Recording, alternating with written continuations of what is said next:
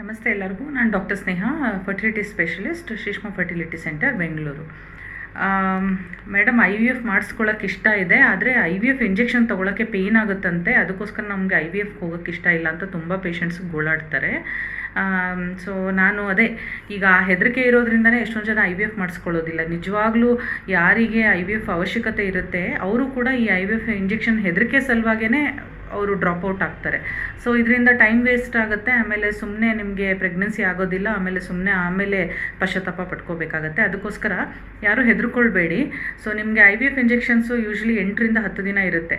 So ಒಂದು ಥರದ injection ನಿಮಗೆ ಸೊಂಟಕ್ಕೆ ಕೊಡ್ತಾರೆ, ಸೊ ಇನ್ನೊಂದು ತೊಡೆಗೆ ಅಥವಾ ಹೊಟ್ಟೆಯ ಕೆಳಭಾಗದಲ್ಲಿ ಇಂಜೆಕ್ಷನನ್ನು ಕೊಡ್ತಾರೆ.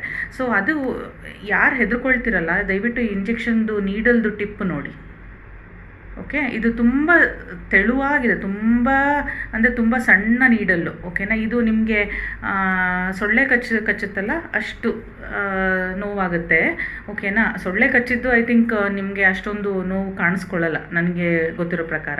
ಸೊ ಅಷ್ಟೇ ನೋವಾಗೋದು. ಇದು ತುಂಬ ತೆಳುವಾದ ನೀಡಲ್ಲು. ಇದು ಸ್ಕಿನ್ನನ್ನು 1 ಅಥವಾ 2 ಲೇಯರ್ ಅಷ್ಟೇ ಪಿಯರ್ಸ್ ಮಾಡಬೇಕು ಅಂತ ಮಾಡಿರ್ತಾರೆ. ಸೊ ಹಾಗಾಗಿ ಇದು ಕೊಟ್ಟಿದ್ದು ಗೊತ್ತಾಗೋದಿಲ್ಲ.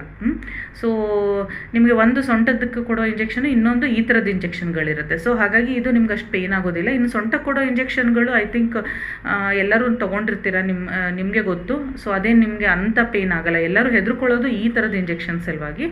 ಸೊ ಇದು ಕೂಡ ತುಂಬ ಮೈಕ್ರೋಟಿಪ್ ನೀಡಲು. ಸೊ ಯಾರು ಹೆದರ್ಕೊಳ್ಬೇಡಿ. ಆಮೇಲೆ ಇಂಜೆಕ್ಷನ್ ಕೊಟ್ಟಿದ್ದ ಕಡೆ ಎಲ್ಲ ನೀಲಿ ಆಗಿಬಿಡತ್ತೆ ಅಂತ ಹೇಳ್ತಾ ಇದ್ರು.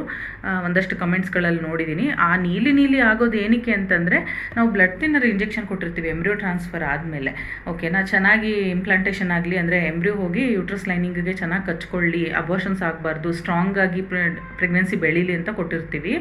ಸೊ ಹಾಗಾಗಿ ಅದು ಕೊಟ್ಟ ಕಡೆ ಒಂಚೂರು ಹಚ್ಚೆ ಥರ, ಈಗ ಯಾರು ಟ್ಯಾಟೂ ಹಾಕಿಸ್ಕೊತೀರ ಮತ್ತು ಹಿಂದಿನ ಕಾಲದಲ್ಲಿ ಮನೆಗೆ ಬಂದು ಹಚ್ಚೆ ಹಾಕ್ಕೊಡ್ತಾಯಿದ್ರು, ಆ ಥರ ನಿಮಗೆ ಸ್ವಲ್ಪ ಮಿಶ್ರಣ ಗ್ರೀನಿಶ್ ಕಲರು ಈ ಥರ ಒಂಚೂರು ಬಿಟ್ಕೊಳ್ಳುತ್ತೆ ಸ್ಕಿನ್ನಲ್ಲಿ. ಬಟ್ ಅದು ನೀವು ಕೋಲ್ಡ್ ಪ್ಯಾಕ್ ಅಂದರೆ ಐಸ್ ಒಂದು ಸ್ವಲ್ಪ ಅಪ್ಲೈ ಮಾಡಿದ್ರೆ ಸ್ಕಿನ್ಗೆ, ಅದು 1 ವಾರದಲ್ಲಿ ಅದು ಕಲರ್ ಫೇಡ್ ಆಗ್ತಾ ಬರುತ್ತೆ, ಆಮೇಲೆ ಸ್ಕಿನ್ನು ನಾರ್ಮಲ್ ಸ್ಥಿತಿಗೆ ಬರುತ್ತೆ. ಸೊ ಅದೇನು ಟೆನ್ಷನ್ ಮಾಡ್ಕೊಳ್ಳೋ ಅಂಥದ್ದೇನಿಲ್ಲ.